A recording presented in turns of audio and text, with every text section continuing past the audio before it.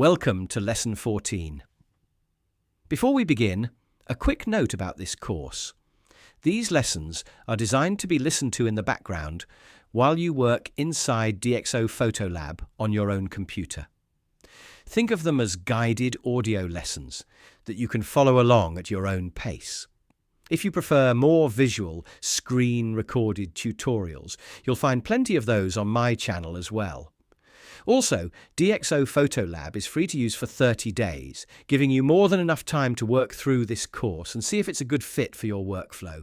If you decide it is, I'm offering 15% off DxO software, and you'll find that link in the description below. Now, make sure you have DxO PhotoLab open. In this lesson, we're going to look at local adjustments.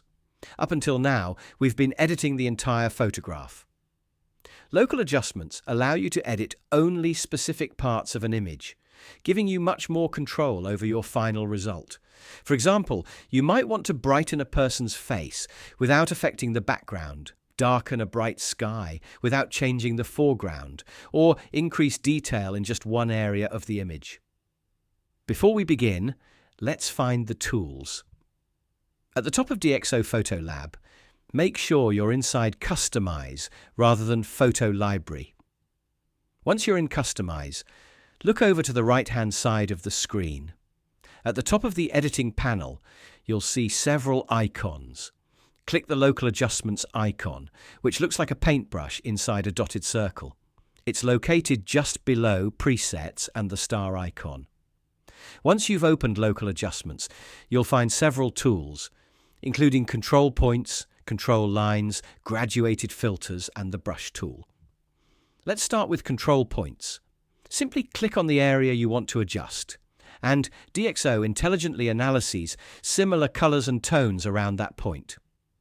This makes it easy to brighten, darken, or adjust a subject without creating complicated masks. Control lines are ideal for larger areas, such as skies, while graduated filters work well when you want an adjustment to fade gradually across the image. The brush tool allows you to paint adjustments exactly where you want them. Once you've created a local adjustment, you can use familiar controls like exposure, highlights, shadows, contrast, white balance, saturation, and micro contrast, but only within the selected area. One mistake beginners often make is making local adjustments too obvious. The best edits are usually the ones nobody notices. The photograph simply looks more balanced and natural. For this lesson, choose an image where your subject is slightly too dark. Add a control point and gently increase the exposure. Then try another image with a bright sky and use a control line or graduated filter to reduce the brightness slightly. My advice is to make your global adjustments first, such as exposure, white balance, and contrast.